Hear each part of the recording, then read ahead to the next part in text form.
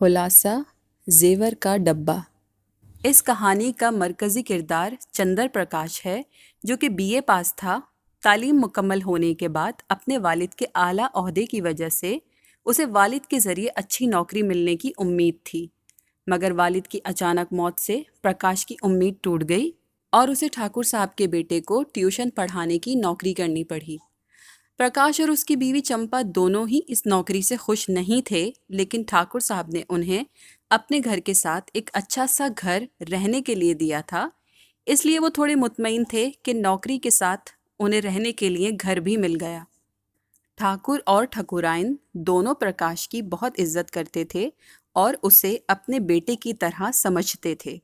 ٹھاکر صاحب کا بیٹا وریندر پرکاش ہی کی عمر کا تھا، پر کن ذہن ہونے کی وجہ سے اب تک 9ویں جماعت میں پڑھتا تھا۔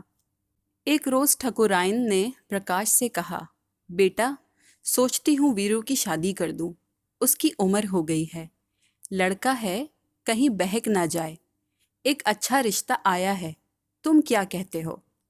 تو پرکاش نے کہا کہ وریندر سے پوچھ لیں اور جیسا آپ مناسب سمجھیں۔ تو ٹھکرائن نے کہا، پر بیٹا شادی کی ساری ذمہ داری تمہیں سنبھالنی ہوگی۔ پرکاش نے انہیں تسلی دی کہ وہ سب سنبھال لے گا۔ رشتہ پکا ہو گیا اور شادی کی تیاریاں شروع ہو گئیں۔ ٹھاکر صاحب کو پرکاش پہ بہت بھروسہ تھا، اسی لیے انہوں نے شادی کی ساری ذمہ داری پرکاش کو دی تھی۔ پرکاش سارا دن تیاریوں میں مصروف رہتا اور حساب کتاب میں لگا رہتا۔ 10-12 ہزار روپے خرچ کرنے کا اختیار کوئی چھوٹی بات نہیں تھی۔ پرکاش چاہتا تو 200-400 روپے آسانی سے اڑا سکتا تھا، پر وہ ایسا ہرگز نہیں تھا کہ جنہوں نے اس پر اتنا بھروسہ کیا انہیں دھوکہ دے۔ پر جس دن پرکاش نے زیورات خریدے، اس کا دل عجیب ہو گیا۔ اس نے گھر آ کر اپنی بیوی سے کہا، ہم یہاں روٹیوں کے محتاج ہیں اور دنیا میں لوگ ہزاروں لاکھوں روپے کے زیور بنواتے ہیں۔ ٹھاکر صاحب نے بہو کے لیے 5,000 کے زیور بنوائے ہیں۔ ایسے زیور میں نے آج تک نہیں دیکھے۔ مزے میں تو یہ لوگ رہتے ہیں جن کے باپ دادا چھوڑ گئے ہیں۔ چمپا نے کہا، ہماری گزر بسر تو ہو رہی ہے نا، یہی بہت ہے۔ پرکاش بار بار زیور کا ذکر کرتا رہا تو چمپا نے کہا کہ وہ اب زیور کی بات نہ کرے۔ رات کے 12 بج گئے، پرکاش کو نیند نہ آئی۔ جب آنکھ بند کرتا اس کی آنکھوں کے سامنے وہ زیور آ جاتے۔ وہ اچانک اٹھا اور اپنی چھت سے آہستہ سے ٹھاکر صاحب کی چھت پر اتر گیا۔ گھر میں بالکل سناٹا تھا۔ اس نے زیور کا ڈبہ چرا لیا۔ صبح چمپا نے اسے جگا کر کہا، سنو، ٹھاکر صاحب کے گھر چوری ہوئی ہے، چور زیور کا ڈبہ لے گئے ہیں، جا کر انہیں تسلی دو۔ پرکاش ٹھاکر صاحب کے گھر پہنچا تو ٹھکرائن بہت رو رہی تھی۔ پرکاش نے کہا، بڑا غضب ہو گیا ماتا جی، مجھے چمپا نے ابھی بتایا۔ ٹھاکر صاحب سر پکڑ کر بولے، دروازہ نہیں کھلا، کوئی تالا نہیں ٹوٹا، آخر چور آیا کدھر سے؟ پرکاش نے کہا، مجھے تو کسی نوکر کی حرکت لگتی ہے۔ تو ٹھکرائن نے کہا کہ ان کے نوکر پرانے اور وفادار ہیں، ہزاروں روپے پڑے رہتے ہیں پر نوکر کبھی ہاتھ نہیں لگاتے۔ ٹھاکر صاحب نے کہا کہ انسان کی نیت بدلتے دیر نہیں لگتی، میں پولیس کو بلاتا ہوں، وہی ان سے پوچھے گی۔ پولیس کے نام سے پرکاش ڈر گیا کہ ایسا نہ ہو اس کے گھر کی بھی تلاشی ہو۔ اس نے کہا کہ پولیس کو بتانا بیکار ہے، میں ہی ان سے پوچھتا ہوں کہ کس کی حرکت ہے۔ جس پر ٹھکرائن پھر بولی کہ نوکر ایسا نہیں کر سکتے، کوئی باہر ہی سے آیا تھا۔ ٹھاکر صاحب نے پرکاش سے کہا کہ اپنی چھت دیکھو، کوئی وہاں سے تو نہیں آیا۔ پرکاش ڈر گیا اور بولا کہ میں تو 10 بجے دروازہ بند کر لیتا ہوں، پر کوئی پہلے سے چھپ گیا ہو تو الگ بات ہے۔ رات میں دیوار سے پرکاش کے پاؤں پر چونا لگ گیا تھا، جس کا نشان چھت پر موجود تھا، اور ویسا ہی نشان ٹھاکر صاحب کی چھت پر بھی تھا۔ اب تو انہیں یقین ہو گیا کہ چور پرکاش ہی کے گھر سے آیا تھا۔ پرکاش نے کہا کہ چوری اس کی غفلت کی وجہ سے ہوئی ہے، اس کا دروازہ دن بھر کھلا رہتا ہے، چور کسی وقت آ کر چھپ گیا ہوگا، اور اب چور نے راستہ دیکھ لیا ہے، پھر دوبارہ بھی آ سکتا ہے، اس لیے وہ یہ گھر چھوڑ رہا ہے۔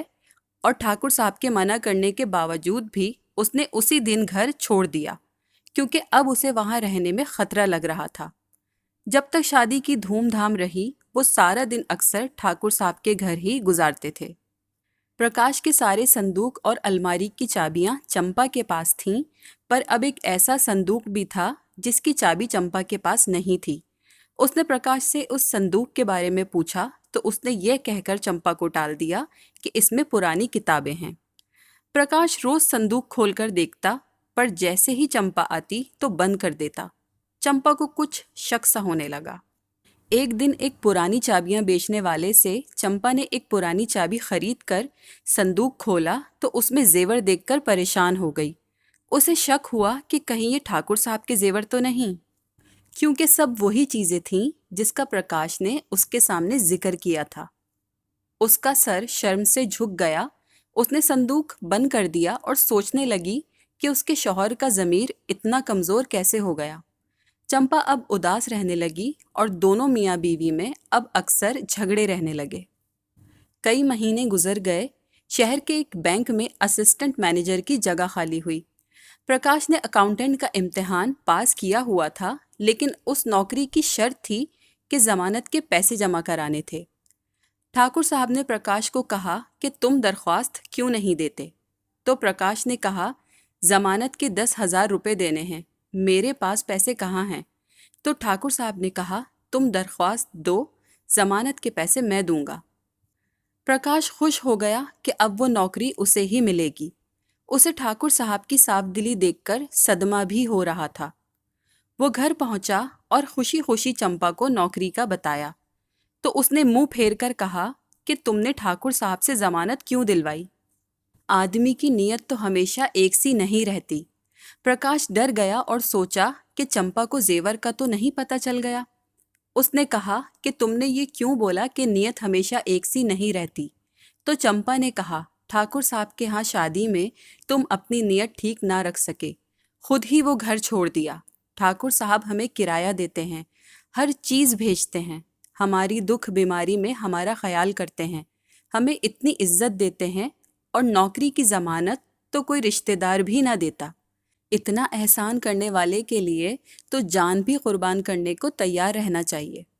پرکاش کا ضمیر اسے ملامت کرنے لگا، اسے وہ صندوق بوجھ لگنے لگا۔ پرکاش نے نوکری کی خوشی میں اپنے گھر دعوت رکھی۔ ٹھاکر صاحب کے گھر کے سب لوگ آئے۔ کھانا کھا کر ٹھاکر صاحب جانے لگے تو پرکاش نے انہیں روک لیا کہ وہ سب رات اس کے گھر ہی رک جائیں۔